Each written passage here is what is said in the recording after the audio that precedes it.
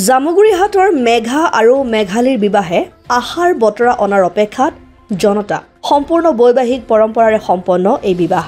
জামুগুৰিহাটৰ উত্তৰাঞ্চলৰ মনাই জয়সিদ্ধিৰ মেঘা আৰু মেঘালীৰ বিয়াক লৈ ব্যস্ত হৈ পৰিছে অঞ্চলটোৰ সকলো লোক। বিয়া উপলক্ষে সম্পূৰ্ণ ধৰ্মীয় পৰম্পৰাৰে সকলোৱে কৰিছে ইটোৰ পিছত সিটো কৰ্ম। পানী তোলাৰ পৰম্পৰাৰ পৰা আয়তীৰ উৰুলি আৰু ঢোল বিহুগীতৰ মাজত দৰা কইনাক মাহ হালধিৰে গা ধুওৱাৰ পৰা বৰযাত্ৰীক অভ্যৰ্থনা কৰালৈকে সকলো সাজু কৰি দৰা আৰু কইনা পক্ষ ব্যস্ত হৈ পৰিছে নিজৰ নিজৰ কৰ্মত। অৰ্থাৎ সকলোৱে এইদৰে পালন কৰিছে নিজৰ নিজৰ দায়িত্ব আৰু কৰ্ম। কাৰণ অঞ্চলটোৰ হাজাৰো অধিক ৰাইজৰ শেষ আশা এই বিয়াখনক লৈ। তেওঁলোকৰ বিশ্বাস যে এই বিবাহখনে সলনি কৰিব পাৰে ৰুষ্ট প্ৰকৃতিৰ পৰিৱেশ। হয়, বৰষা অৰ্থাৎ বৰষুণৰ অভাৱত ক্ৰমাৎ শুকান পৰিৱেশে বিৰাজ কৰা ৰুষ্ট প্ৰকৃতিক সতেজ কৰাৰ আশাৰে এইদৰে মনাই জয়সিদ্ধি অঞ্চলৰ হাজাৰো অধিক ৰাইজ ওলাই আহি আয়োজন কৰিছে এইখন বিবাহ। আচলতে প্ৰচলিত বিশ্বাস আৰু পৰম্পৰাৰ বিবাহ এইখন হৈছে ভেকুলী বিয়া, য'ত দৰাৰ নাম ৰাখিছে মেঘা আৰু কইনাৰ নাম ৰাখিছে মেঘালী। এই মেঘা আৰু মেঘালীৰ বিয়াই এজাক ধাৰাসাৰ বৰষুণৰ আশাত বন্দী কৰি ৰাখিছে এইসকল জনতাক। কাৰণ বিগত মাহৰ পিছত মাহ ধৰি এটোপালো বৰষুণ নাই।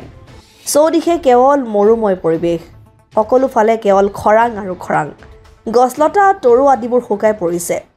ধূলিৰে দুখৰ হৈ পৰিছে সমগ্ৰ পৰিৱেশ আৰু বাতাবৰণ, যাৰ বাবে বিশ্বাস আৰু পৰম্পৰাক শিৰোগত কৰি বৰষুণৰ অপেক্ষাত এইদৰেই ভেকুলীৰ বিয়া পাতি জামুগুৰিহাটৰ মনাই জয়সিদ্ধিৰ হাজাৰো অধিক জনতাই এজাক ধাৰাসাৰ বৰষুণৰ বাবে এইদৰেই প্ৰাৰ্থনা জনাইছে বৰুণ দেৱতাক। দৰা হৈ আহিছোঁ, ভালে লাগিছে বাৰু, বৰ্তমান বেয়া লগা নাই। এবাৰ প্ৰথম দৰা সাজি আহিছোঁ ভেকুলী বিয়াৰ উপলক্ষে। এই বিয়া কিহৰ কাৰণে?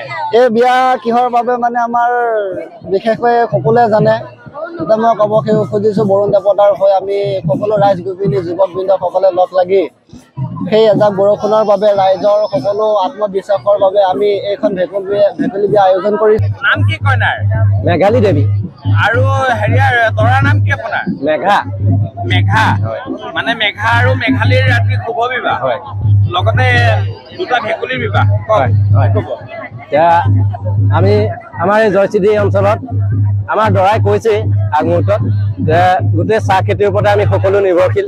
যিহেতুকে বতৰ নোহোৱাৰ কাৰণে আমি চাহ খেতি আমি সঠিকভাৱে আমি উৎপাদন কৰিব পৰা নাই বা পোৱা নাই। সেইবাবে আমি ভেকুলী বিয়া পাতিছোঁ। বিশ্বাস আৰু পৰম্পৰা সাৰোগত কৰি অনুষ্ঠিত কৰা মেঘা আৰু মেঘালীৰ বিবাহে এজাক বৰষুণ আনি প্ৰকৃতিলৈ পৰিৱৰ্তন অনাৰ আশা কৰিছে অঞ্চলবাসীয়ে। আমাৰ ইয়াত আজি 7-8 মাহ ধৰি বৰষুণ নাই, তাৰ ফলত আমাৰ খেতি পথাৰ একেবাৰে শেষ হৈ গৈছে। আৰু আমাৰ খেতি মানে কি, এতিয়া প্ৰধানত বৰধান কৰোঁ, বৰধানৰ কাৰণে আমাৰ পানী নাই, চাহ খেতিৰ কাৰণে পানী নাই। তাৰ ফলত আমাৰ আজি সমগ্ৰ অঞ্চলটোত আজি পাত নাই।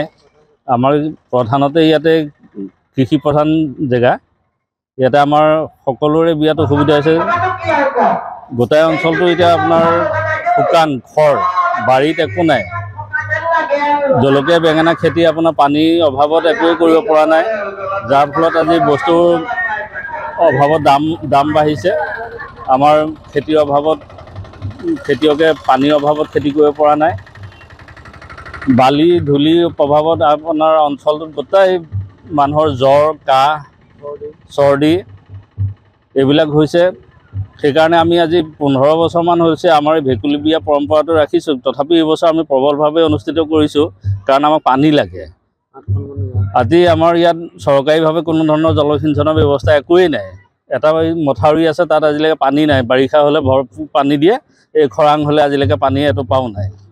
সেইকাৰণে আমি ৰাইজে ভগৱানৰ ওপৰতে ভৰসা কৰি, অন্ধবিশ্বাস বুলি জানিও আমি এই কাম সদায় কৰি আহিছোঁ, যাতে আমাক বৰষুণ লাগে। জামুগুৰিহাটৰ পৰা ৰাতুল হাজৰিকাৰ ৰিপৰ্ট, অসম আদিত্য।